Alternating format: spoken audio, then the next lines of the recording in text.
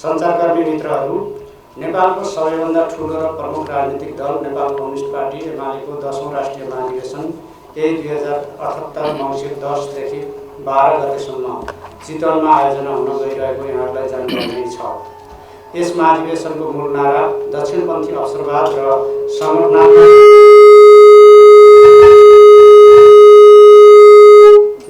त्यो अन छ कि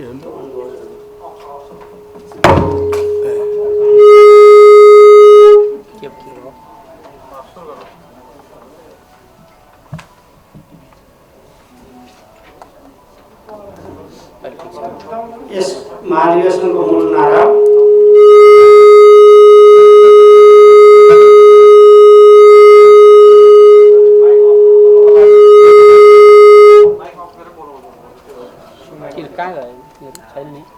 यहाँको भाइलाई यसो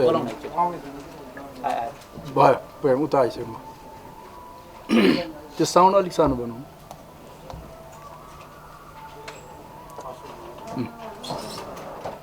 हुन्छ। हेलो हेलो, म सुरुदेखि भन्न चाहन्छु। प्रेस विज्ञप्ति। सञ्चारकर्मी मित्रहरू, नेपालको सबैभन्दा ठुलो र प्रमुख राजनीतिक दल नेपाल कम्युनिस्ट पार्टी एमालेको 10औं राष्ट्रिय महाधिवेशन यही 2078 मङ्सिर 10 देखि 12 गतेसम्म चितवनमा आयोजना हुन गइरहेको यहाँहरूलाई जानकारी नै छ। यस महाधिवेशनको मूल नारा दक्षिणपन्थी अवसरवाद र संगठनात्मक अराजकतालाई परास्त गरौँ, जबजको मार्गदर्शनमा समाजवादको आधार निर्माण गरौँ रहेको छ। नेपालको लोकतान्त्रिक आन्दोलनको अग्रणी, शान्तिपूर्ण जनक्रान्तिको संवाहक, संविधान निर्माण 2072 को निर्णायक शक्ति, राष्ट्रियता, जनजीविका र सामाजिक न्यायका लागि सञ्चालित आन्दोलनको मुख्य परिचालक शक्ति हुनुको नाताले नेकपा एमालेको आसन्न 10औं राष्ट्रिय महाधिवेशनको ऐतिहासिक महत्त्व रहने र राष्ट्रिय तथा अन्तर्राष्ट्रिय समुदायबाट व्यापक चासो साथ हेरिरहेको तथ्य स्वतः स्पष्टै छ। 2006 सालमा कमरेड पुष्पलालको नेतृत्वमा स्थापित नेपाल कम्युनिस्ट पार्टी विभाजन र एकताका अनेकन श्रृङ्खलाहरू पार गर्दै यहाँसम्म आइपुगेको छ। दक्षिणपन्थी अवसरवाद र उग्र वामपन्थी अतिवादसँग वैचारिक तथा राजनीतिक सङ्घर्ष गर्दै नेपाली धरतीमा मार्क्सवादको सृजनात्मक प्रयोग र विकासको सिलसिलामा जननेता मदन भण्डारीको नेतृत्वमा जनताको बौद्धले जनवाद स्थापित भएको र जब नेपाली क्रान्तिको सिद्धान्तका रूपमा सर्वस्वीकार्य भएको छ। विभाजित कम्युनिस्ट आन्दोलनलाई एकताबद्ध गर्न नेकपा एमाले सुरुदेखि नै पहल गर्दै आएको छ। 2075 जेठ 3 गते नेकपा एमाले र माओवादी केन्द्रका बीचमा पार्टी एकीकरण गरी नेपाल कम्युनिस्ट पार्टी नेकपाका रूपमा पार्टीलाई रूपान्तरण गरेर एकताको नयाँ उचाइ प्राप्त गरेको सबैलाई विदितै छ। नेकपाभित्र उत्पन्न आन्तरिक समस्या, गुटबन्दी र फुटप्रस्त चिन्तन र व्यवहारले एकताको त्यस अभियानमा केही ठेस लागे तापनि कमरेड पुष्पलाल, मनमोहन अधिकारी र मदन भण्डारीको नेतृत्वमा स्थापित विरासत र पछिल्लो एकीकरणका रूपमा कायम नेकपाको निरन्तरता र सच्चा उत्तराधिकारी यति बेला नेकपा एमाले नै हो। कम्युनिस्ट आन्दोलनमा देखिएका सबै खाले वैचारिक विचलन विरुद्ध सङ्घर्ष गर्दै फेरि पनि कम्युनिस्ट आन्दोलनलाई एकताबद्ध गर्ने ऐतिहासिक अभिभारा पनि नेकपा एमालेकै काँधमा रहेको छ। 10औं राष्ट्रिय महाधिवेशनले यस आवश्यकतालाई अझ ठोस ढङ्गले अघि बढाउनेछ। वर्तमान सरकार गठन भए पश्चात संवैधानिक व्यवस्था कमजोर हुँदै गएको छ। सङ्घीय संसदलाई सरकारको लाचार छाया बनाइएको छ। संवैधानिक निकायहरूलाई कमजोर र अस्तव्यस्त बनाइएको छ। नेकपा एमाले नेतृत्वको सरकारले गरेका विकास निर्माण र जनपक्षीय कामहरूलाई उल्टाएर विनियोजित बजेट समेत कटौती गरिएको छ। संसदमा रहेका विधेयकहरूलाई फिर्ता गरेर अध्यादेश मार्फत अलोकतान्त्रिक र स्वेच्छाचारी रूपमा शासन सञ्चालन गरिँदैछ। नेकपा एमालेको विभाजनका लागि असंवैधानिक हरकत मात्र गरिएको छैन, राज्यका संवैधानिक निकायहरूलाई दुरुपयोग समेत गरिएको छ र अनेक शक्तिका बीचमा षड्यन्त्रपूर्ण साँठगाँठ गरिएको छ। यसरी संविधान कार्यान्वयनसँगै बिस्तारै बन्दै गएको लोकतान्त्रिक राजनीतिक स्थायित्वलाई पुरै धराशायी बनाएर मुलुकलाई पुरानै अस्थिरतातर्फ धकेलिँदैछ। वर्तमान सरकारका कारण सर्वत्र उत्पन्न विसङ्गतिको अन्त्य गरी फेरि पनि लोकतान्त्रिक राजनीतिक स्थायित्वको लागि ताजा जनादेशभन्दा अर्को कुनै विकल्प छैन। 10औं राष्ट्रिय महाधिवेशनले यस दिशामा ठोस धारणा बनाउनेछ र तिनै तहका निर्वाचनमा नेकपा एमालेको लोकप्रिय बहुमत हासिल गर्न सम्बद्ध पार्टी पङ्क्तिमा असाधारण उत्साह र ऊर्जा पैदा गर्नेछ। 10औं राष्ट्रिय महाधिवेशनले मूलतः नयाँ नेतृत्व निर्वाचित गर्नेछ। 2078 असोज 15 देखि 17 गतेसम्म सम्पन्न विधान महाधिवेशनले पार्टीको राजनीतिक प्रतिवेदन, सङ्गठनात्मक प्रस्ताव र विधान पारित गरिसकेको यहाँहरूलाई अवगतै छ।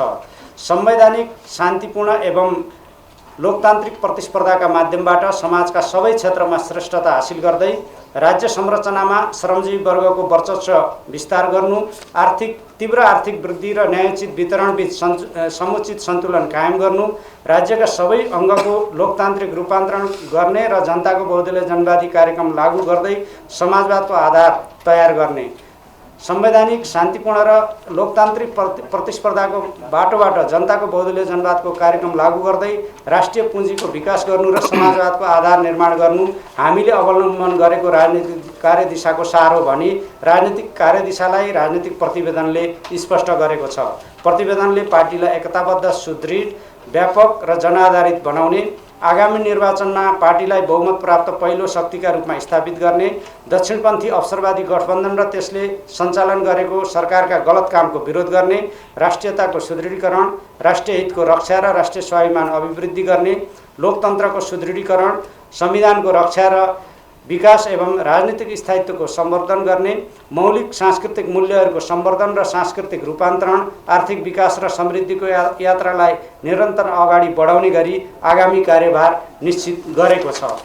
सङ्गठनात्मक प्रस्तावमा आजको सन्दर्भमा पार्टी निर्माण र सङ्गठन व्यवस्थापन कार्यलाई वैचारिक स्पष्टता, बुझाइ र गहिराइमा एकरूपता, राज्य संरचना सापेक्ष पार्टी सङ्गठनको संरचना, नीति र विधि निर्माणमा केन्द्रित विधान महाधिवेशनको आयोजना, सकारात्मक सोच र रचनात्मक व्यवहारको विकास, विधिसम्मत पार्टी सञ्चालन, पार्टी सदस्यता विस्तार र गुणस्तरमा वृद्धि, सङ्गठनात्मक अराजकता र अवसरवाद विरुद्ध वैचारिक सङ्घर्ष, आर्थिक सामाजिक विकासमा अगुवाई गर्ने पार्टी पङ्क्तिको निर्माण, पार्टी सम्बद्ध जनसङ्गठनहरूबीच घनिष्ठ सम्बन्ध र समन्वय, पार्टी जीवनको लोकतान्त्रिकरणको सृजनात्मक प्रयोग, पारदर्शिता, असल आचरण र जीवनशैलीको विकास, नेतृत्व विकास र हस्तान्तरणको विधिसम्मत प्रणाली, जनसम्बन्धको विकास र विस्तार, सामाजिक र सामुदायिक सङ्गठनमा पार्टी नेतृत्व स्थापित गर्ने, समग्र प्रवासको कामको व्यवस्थापन, संसदीय क्षेत्र, सरकार र पार्टी कामको संयोजन, विभिन्न तहको निर्वाचनको तयारी, जनसरकारका कामका क्षेत्रमा पार्टीको नेतृत्व स्थापित गर्ने, सामाजिक सेवा र लोक कल्याणकारी कार्य गर्ने र पार्टीको केन्द्रीय कार्यालयको भवन निर्माण गर्न जोड दिइएको छ। विधान महाधिवेशनले पारित गरेको नयाँ विधानको व्यवस्था अनुसार 10औं राष्ट्रिय महाधिवेशनले अध्यक्ष, वरिष्ठ उपाध्यक्ष सहित 5 जना, उपाध्यक्ष, महासचिव, उपमहासचिव र 7 जना सचिव गरी 15 जना पदाधिकारी सहितको 225 सदस्यीय केन्द्रीय कमिटी निर्वाचित गर्नेछ। 1/3 महिला सहित नेपालको सामाजिक र वर्गीय विविधताको प्रतिनिधित्व हुने गरी केन्द्रीय कमिटी समावेशी हुनेछ। यसैगरी महाधिवेशनले 15 सदस्यीय अनुशासन आयोग र लेखा आयोगको पनि चयन गर्नेछ। नेतृत्व निर्वाचनको कार्य इलेक्ट्रोनिक भोटिङ मेसिन मार्फत हामीले ई भोटिङको प्रयोग गरी सम्पन्न गर्ने तयारी गरेका छौँ। विधान महाधिवेशनले पारित गरेका राजनीतिक, साङ्गठनिक तथा विधान सम्बन्धी उपयुक्त व्यवस्थाको बुझाइमा एकरूपता कायम गर्दै तिनको वैचारिक, राजनीतिक तथा साङ्गठनिक जगमा नेकपा एमालेलाई थप सुदृढ र एकताबद्ध गर्न 10औं राष्ट्रिय महाधिवेशनले ठोस रूपमा मार्गदर्शन गर्नेछ। मूल व्यवस्थापन समितिको कार्यालय भरतपुर स्थित नेकपा एमालेको जिल्ला पार्टी कार्यालयमा अध्यक्ष कमरेड केपी शर्मा ओलीले कार्तिक 15 गते शुभारम्भ गरिसक्नु भएको छ र त्यहीँबाट अहिले आवश्यक तयारी कार्यहरूको संयोजन भइरहेको छ। तिहार लगत्तै सौराहामै उक्त कार्यालय पनि सार्ने योजना रहेको छ। महाधिवेशनको उद्घाटन नारायणी नदीको किनारमा अवस्थित विशाल मैदानमा गरिनेछ। त्यस प्रयोजनका लागि मैदानलाई सम्याउने र खाल्डाखुल्डी पुर्ने लगायतका कार्यहरू गर्नका निम्ति सम्बन्धित निकायहरूलाई अनुरोध गरी कार्य भइरहेको छ। पार्टीको महाधिवेशनको बन्द सत्र सौराहा स्थित हात्तीसारमा सम्पन्न गर्ने गरी संरचना निर्माणको काम अघि बढाइनेछ र प्रतिनिधिहरूलाई सौराहा स्थित होटलहरूमा बसोबासको व्यवस्था गरिनेछ। केन्द्रीय कमिटी बैठकद्वारा गठित 10औं राष्ट्रिय मूल व्यवस्थापन समिति, 10औं राष्ट्रिय महाधिवेशन मूल व्यवस्थापन समिति यस प्रकार रहेको छ। संयोजक रामबहादुर थापा बादल, सहसंयोजक सुरेन्द्र प्रसाद पाण्डे, सचिव विष्णु रिमाल, सदस्यहरू अष्टलक्ष्मी शाक्य, पृथ्वी सुब्बा गुरुङ, योगेश भट्टराई, रघुजी पन्त, छविलाल विश्वकर्मा, रघुवीर महासेठ, काशीनाथ अधिकारी, भानुभक्त ढकाल, एमलाल कँडेल, राजन भट्टराई, शेरबहादुर तामाङ, विनोद श्रेष्ठ, आनन्द पोखरेल, देवी गेवाली, सीता पौडेल, कपिल पोखरेल, लीला गिरी, दीपक देवकोटा, कृष्ण भक्त पोखरेल र पार्वती रावल गरी 23 जना। महाधिवेशनको व्यवस्थित आयोजना सम्बन्धी कामलाई संयोजन गर्न निम्न बमोजिम कमरेडरलाई उपसमिति संयोजनको जिम्मेवारी तोकिएको छ र मूल व्यवस्थापन समितिको आगामी बैठकमा सदस्यहरूको नाम प्रस्ताव गरी निर्णय लिइनेछ।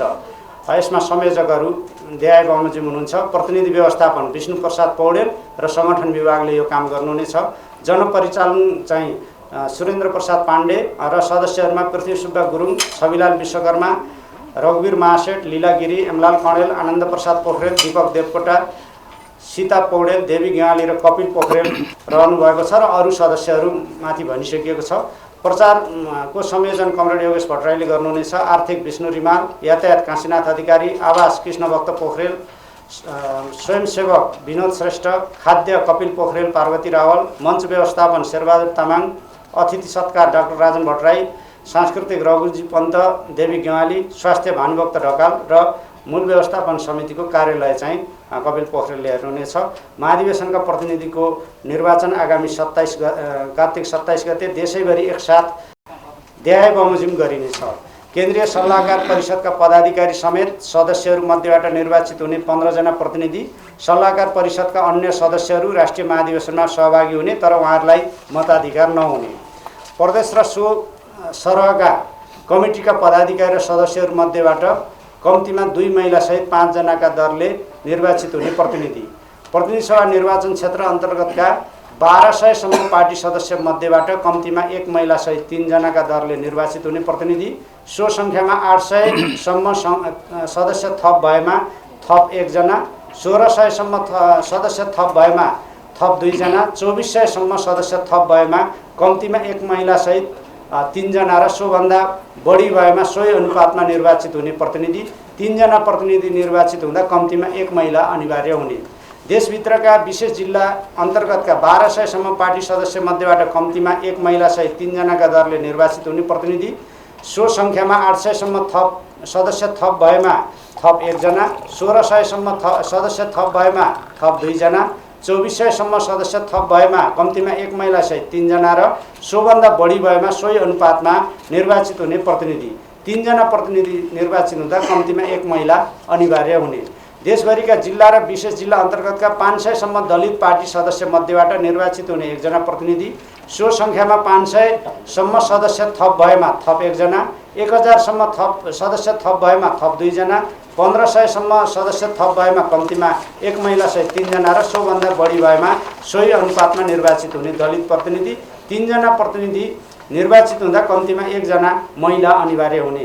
भूगोलका प्रदेश अन्तर्गतका मजदुर पार्टी सदस्य मध्येबाट कम्तीमा 3 महिलासहित 7 जनाका दरले निर्वाचित हुने प्रतिनिधि। भारत, अमेरिका, क्यानाडा समेत युरोप, एसिया, पेसिफिक, खाडी र ओसियाना मध्ये प्रत्येकका पार्टी सदस्यहरूमध्येबाट कम्तीमा 2 महिलासहित 5 जनाका दरले निर्वाचित हुने प्रतिनिधि। पार्टीका केन्द्रीय विभाग र केन्द्रीय कार्यालय अन्तर्गतका पार्टी सदस्यहरूबाट निर्वाचित हुने कम्तीमा 2 महिलासहित 5 जना प्रतिनिधि। विभागका सचिव र सदस्यहरू विभाग र केन्द्रीय कार्यालय वा आफ्नो पार्टी सदस्यता कायम रहेको मध्ये कुनै एक स्थानबाट उम्मेदवार बन्न सक्ने।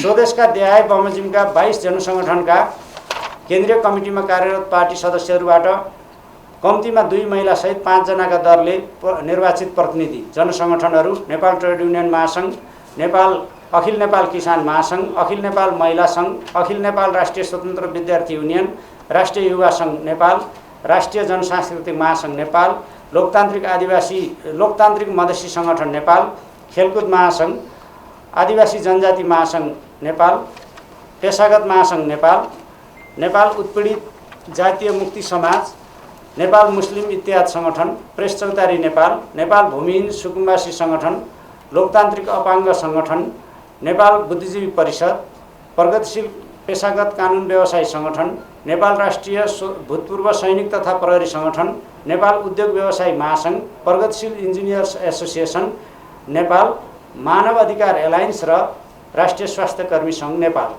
10औं राष्ट्रिय महाधिवेशनमा विदेशी पाहुनाहरूलाई सहभागी बनाउन पत्राचार गरिएको छ। यसका लागि नेकपा एमालेसँग भाइचारा सम्बन्ध रहेका विभिन्न मुलुकका पार्टीहरू, मैत्रीपूर्ण सम्बन्ध रहेका पार्टीहरू, दक्षिण एसियाका सत्तारूढ दल र विपक्षी दलहरू तथा आइक्या ICAPP का थाई कमिटीका सदस्यहरूलाई निमन्त्रणा गरिएको छ।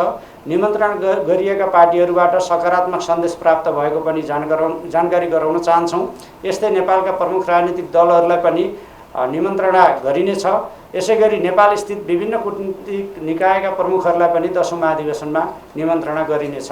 अन्त्यमा नेपालकै मध्यभाग र प्रसिद्ध पर्यटकीय गन्तव्य चितवनमा सम्पन्न हुने नेकपा एमालेको 10औं राष्ट्रिय महाधिवेशनले मुलुकको राष्ट्रिय राजनीतिलाई सकारात्मक दिशा दिनेछ। आगामी मङ्सिर 10 गते भरतपुर स्थित नारायणी नदीको किनारमा अवस्थित विशाल मैदानमा पार्टी अध्यक्ष कमरेड केपी शर्मा ओलीले एक भव्य समारोहका बीच महाधिवेशनको उद्घाटन गर्नुहुनेछ। महाधिवेशनलाई भव्य एवं ऐतिहासिक रूपले सफल गर्न पार्टीका सम्पूर्ण सदस्य तथा आम जनसमुदायहरूमा हामी हार्दिक अनुरोध गर्दछौँ। साथै सञ्चारकर्मी मित्रहरूबाट आवश्यक सहयोग, सुझाव र रचनात्मक टिप्पणीको अपेक्षा गर्दछौँ। दीपावली, नेपाल सम्वत तथा छठका अवसरमा सबैमा हार्दिक शुभकामना व्यक्त गर्दछौँ। योगेश भट्टराई, प्रमुख केन्द्रीय प्रचार विभाग, नेकपा एमाले। धन्यवाद। केही छ